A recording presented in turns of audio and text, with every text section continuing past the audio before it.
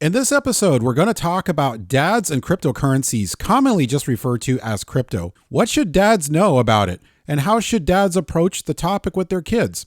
My son Izaak is joining me as the co-host in this episode, so he will be weighing in on the topic as well, so don't go anywhere. This program is made possible by financial support from Smile Online Course and Books. Smile Online offers online courses for teens and young adults designed to help them master social and career skills. Subject matter includes customer service skills, job interviewing, electronic etiquette, and managing stress. For more information, visit thefatherhoodchallenge.com. That's thefatherhoodchallenge.com.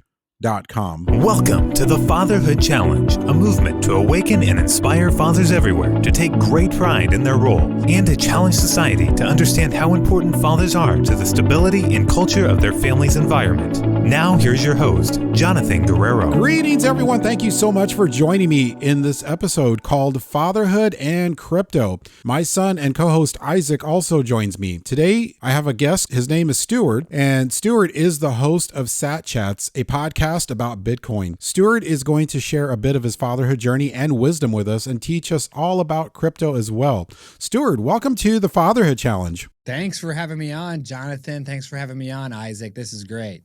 Okay, here's my favorite question of all to start us off. Stewart, what is your favorite dad joke? So the best dad joke is a dad joke your dad told you. Most people probably shared their own dad jokes. This is my dad's dad joke. When I was growing up, he would ask us, when is a door not a door? I don't know this one. When it's a jar. And after about 12 years, we realized that's not even the right joke. The joke is, when is a door ajar? When it's open. He's not even saying it right. That was awesome. Izaak, we got a bonus out of this one. 2 jokes. He started off like the regular, and they kind of like flipped it around. I love it. That's just skill. All right. Well, Stewart, tell me about the moment that you became a dad for the first time. Like when you got the news, did it scare you?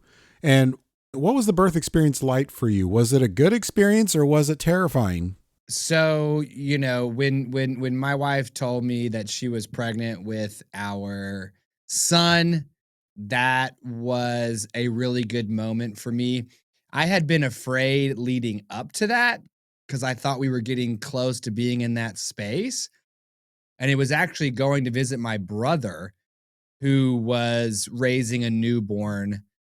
I was able to see, oh, like, it's okay. You can do this. It's not scary. Like my brother was so relaxed with a baby less than 1 year old. I was like, okay, I think I can do it. He's my older brother. So I had kind of gone through the fear earlier. And when my wife said I'm pregnant, I'm like, let's go. I think we should name him King Arthur. And she was like, absolutely not. So her pregnancy was incredible. Like his juju complemented her juju, and like her skin became amazing. Her hair became amazing. She had an incredible delivery. It's what the nurses call a stop and drop. Izaak, do you know what a stop and drop is? I have absolutely no clue. It's basically where you're so good at delivering babies that you roll up to. It was actually a midwife who was working inside a hospital in case something goes wrong. You're already there. But my wife rolled up to the midwife and basically stopped, dropped the baby, and we're gone. Like it happened in 2 seconds. It was a really, really positive experience. Wow. So it was basically just like really, really quick. Yes. Yeah. She did a lot of walking during her pregnancy and focused on a healthy diet and just did what the midwives told her to do. And it was outstanding. Well, how did being a father change you and your values? The first thing it did for me, Jonathan, is I became less willing to draw attention to myself in public in case it turned out to be the wrong type of attention. When I was a young man, I was a character and I dressed loudly. I spoke loudly. I drew attention to myself. And, after we had our first kid, I was like, security risk, man. Like my flamboyant personality is a security risk. I'm just gonna dress in plain clothing, darker colors. I'm not even really gonna put any kind of logo on a t-shirt. It's just gonna be a plain dark blue t-shirt or a plain black t-shirt. I got to keep my eyes peeled because you never know if someone's gonna try to come, you know, deal some harm to my wife and newborn. I don't know, man. Maybe it was some kind of like legacy caveman architecture that was coming online, but the first thing it did was make me want to protect them more. Well, let's change gears a little bit. Your podcast is called Sat Chat. What's the story behind it, behind how it got started? How did you come up with the name in the first place? Last year, I was talking on the phone every single day with my business partner. His name is Chris. He's the CEO of Ithaca Hummus. And I was saying, look, Chris, Bitcoin, Bitcoin, Bitcoin, Bitcoin, Bitcoin, Bitcoin, Bitcoin, Bitcoin, Bitcoin. I mean, every single day, Jonathan, it was just Bitcoin. This is Bitcoin. Bitcoin is the best. Bitcoin is the greatest. And after a year of talking on the phone with him every single day about Bitcoin, he finally called me and he was like, Stewart, Bitcoin. And I'm like, yes, exactly, man. Bitcoin. And he's an entrepreneur. So he wanted to start a business that would be about Bitcoin and that would operate in the Bitcoin industry. And most importantly, would be powered by Bitcoin. So a company on a Bitcoin standard, not a fiat standard. Izaak, fiat is your dollar. That's the US dollar. The government basically just saying out loud, this is money. That's what fiat is. So he didn't want to operate on the US dollar. He wanted Bitcoin to be our money. He wanted Bitcoin to be our focus. So we talked through some ideas. None of them were as good as buying Bitcoin and hanging on to it. But we eventually landed on, well, Stewart's pretty good at talking about Bitcoin. I mean, I had been talking his ear off for a whole year about it at that point. I just wasn't recording it. You know what I mean? It was just kind of going up into the atmosphere at that point. So we landed on a Bitcoin podcast.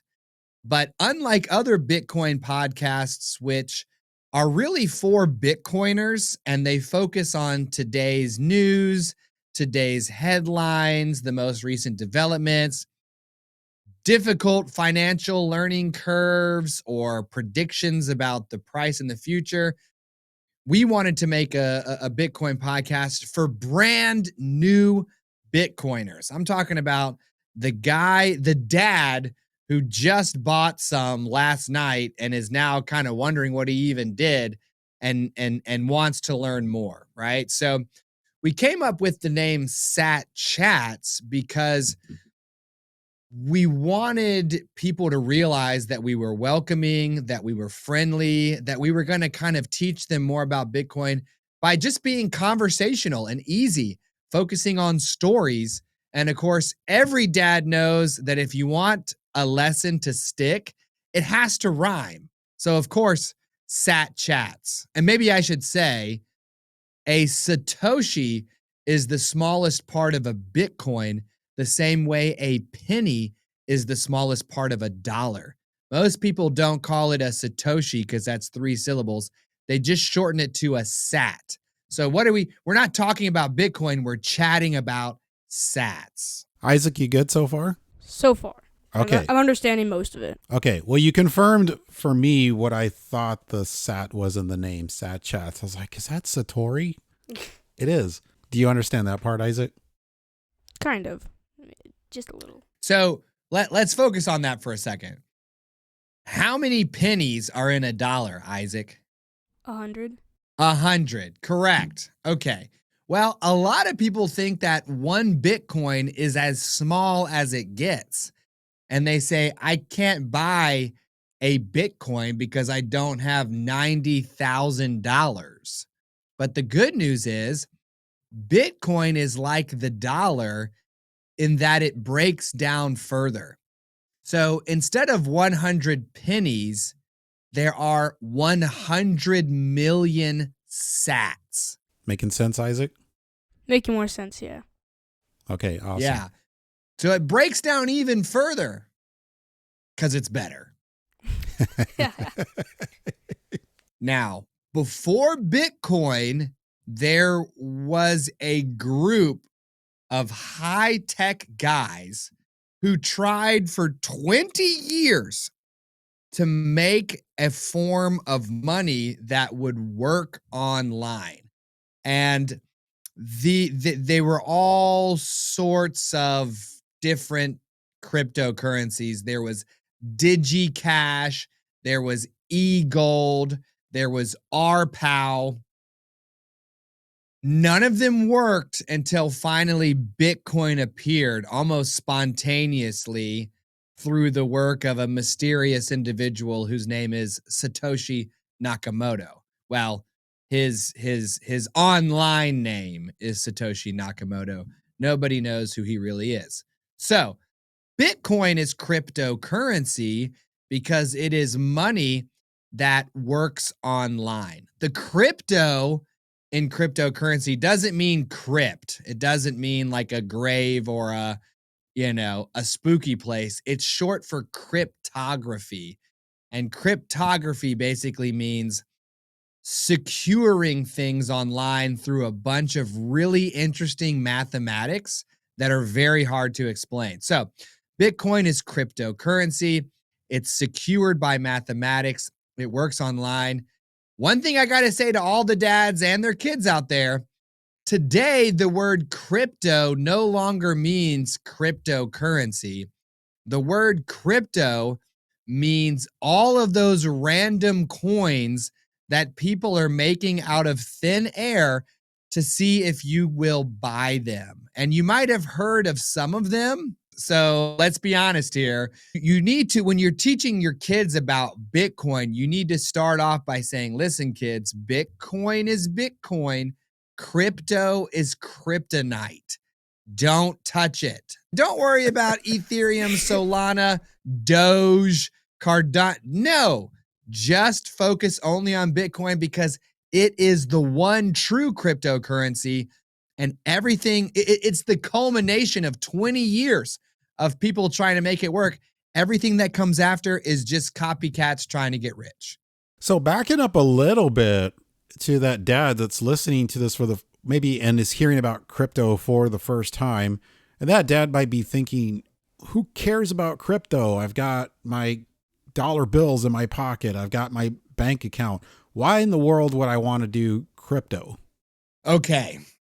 Why? And I'm gonna say why Bitcoin, because these days crypto just means something else. I'm a Bitcoin only dad, a Bitcoin only podcast. Bitcoin is the only real money out there. So why Bitcoin? Here's why Bitcoin. When I was a young lad in the 1990s, if I had $20 in my pocket, I was rich. I could take my bicycle down the road there in Hampton, Virginia, where I grew up, to the movie time because there wasn't even a Blockbuster yet. And inside the movie time, with that $20, I could get a couple of Airheads. I could get a couple of packs of X-Men cards. I could get a movie or two and a video game for the weekend. I mean, it was an absolute shopping spree. These days, if I have $20 in my pocket, that basically will pay for the first half of my trip through Chick-fil-A with my wife and 2 kids. Okay?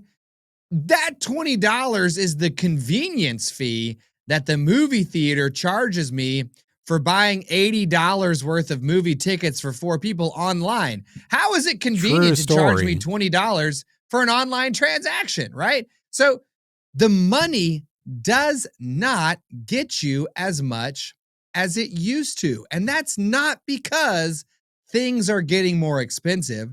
It's not because corporations are greedy. Both those things are true to a certain extent. But what's really happening here, boys, is that since the 1990s and since the government started doing this decades previous, They have been printing more and more and more money for no good reason. Nobody has earned that money.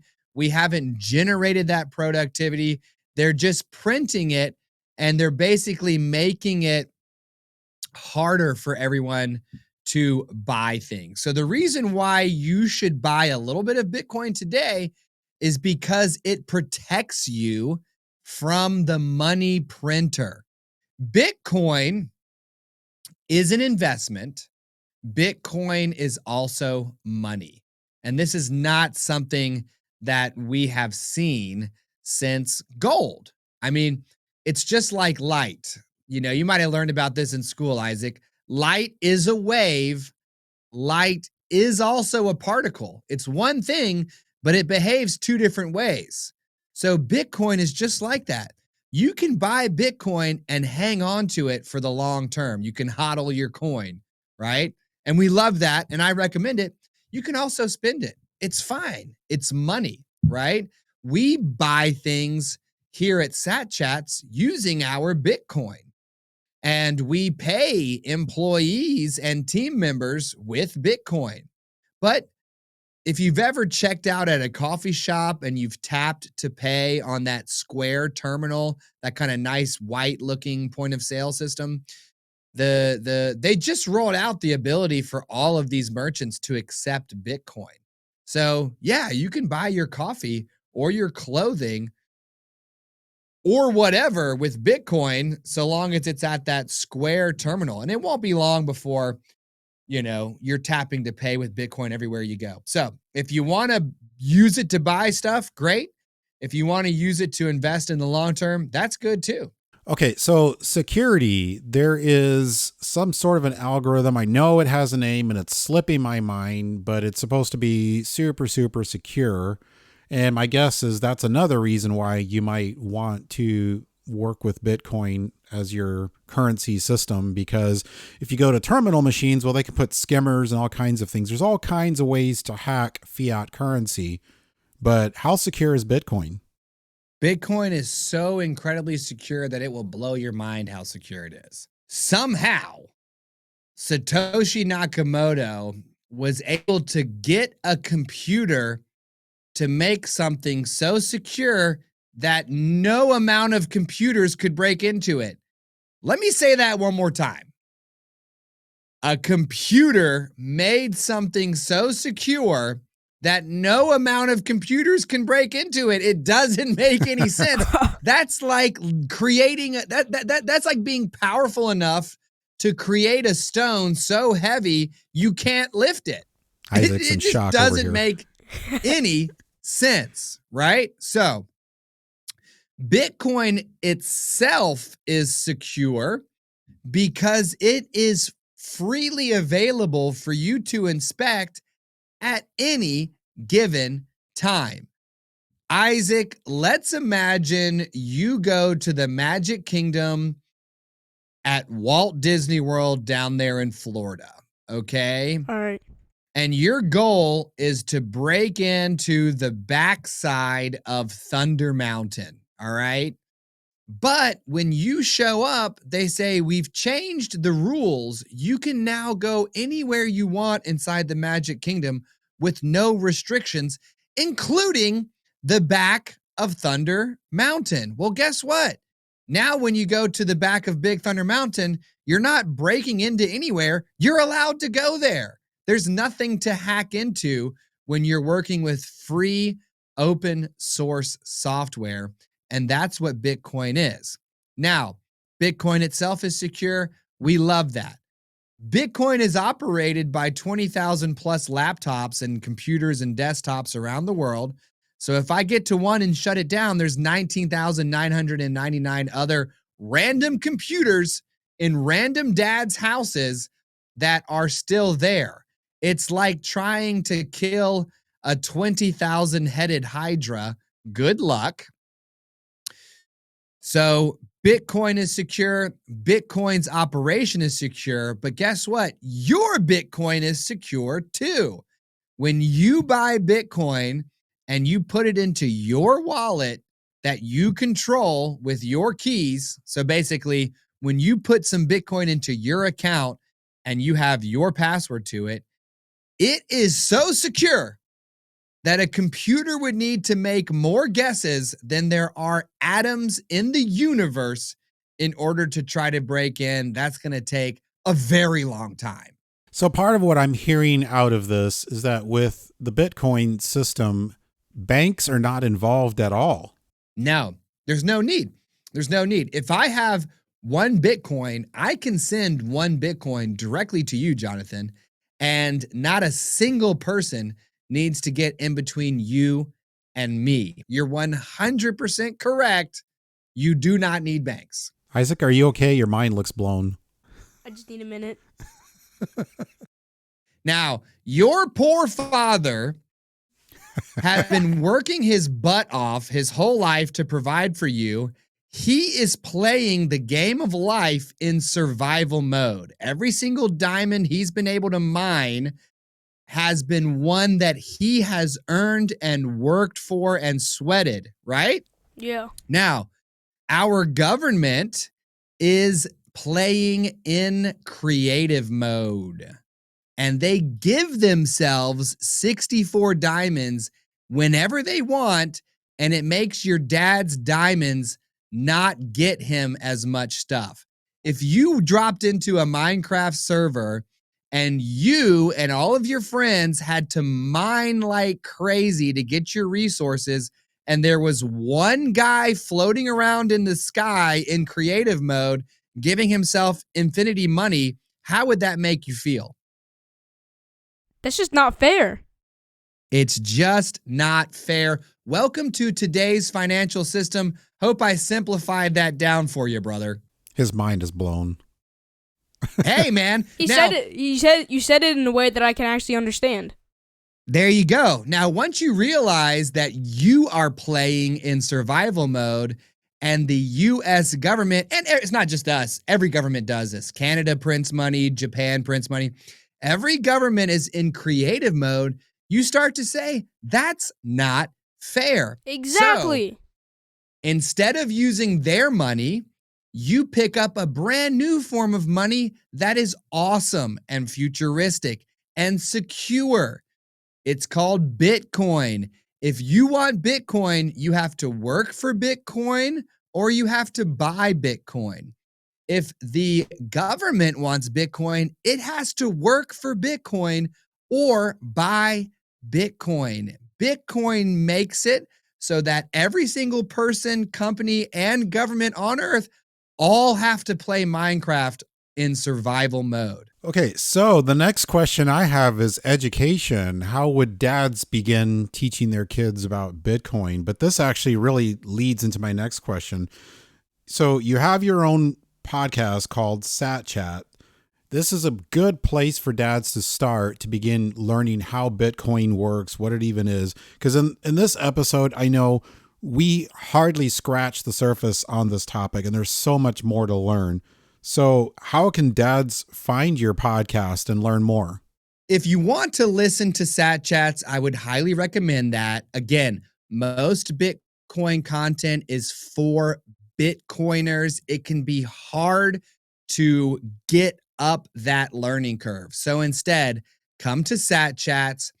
It's story-based learning for brand new Bitcoiners. We will get you up to speed as a dad. We will get you underway and you will be on your Bitcoin learning journey. You can search for Sat Chats and it should show up if you're on Google, but you can also go to YouTube and search for Sat Chats and we will appear. We are on YouTube, we are on Spotify, Apple Podcasts, and a few other platforms. Pretty much wherever you listen to your podcast, you should be able to search for Sat Chats and find us. And then just pick an episode that has a title that, speaks to you. Start listening. And just to make things easier, if you go to thefatherhoodchallenge.com, that's thefatherhoodchallenge.com. If you go to this episode and you're looking for the episode called Fatherhood and Crypto, look right below the episode description. I will have all of the links that Stewart just mentioned posted right there for your convenience. 2 challenges in. Number 1, when you find us on YouTube, subscribe to us on YouTube. You can be a dad, you can be a son, a grandma, or whatever. But when you subscribe, you will be entered for your chance to win 2 million sats. We talked about 100 million sats in each Bitcoin. We are giving away 2 million sats right now. That, Isaac, that's basically $1,800. Okay. Pretty sweet. 0.02 of a Bitcoin. So first challenge is subscribe. Second challenge is go buy some Bitcoin. All right. You can get on Coinbase. You can get on Robinhood. I mean, chances are you already have an app on your phone that will let you buy Bitcoin, like PayPal or Cash App. But you could also try out River, Strike, Gemini, whatever. Go on to an exchange, buy $50 worth of Bitcoin, and just see how you feel. Before we wrap up, Isaac, do you have any more questions for Stewart before we go? I think I almost remembered my one from earlier. It's like American US dollars and stuff. It's like that stuff. Is it the same as Bitcoin and crypto, or is crypto like an entirely different currency? Okay, so let me see if I heard that right. Is crypto an entirely different currency from Bitcoin? Is that what you're asking? Well, it's kind of like you have American US dollars, and then you have like Japanese money, like yen, and then you also have Korean, like won. You have those currencies. But then you also have crypto. Is crypto kind of like its own type of currency?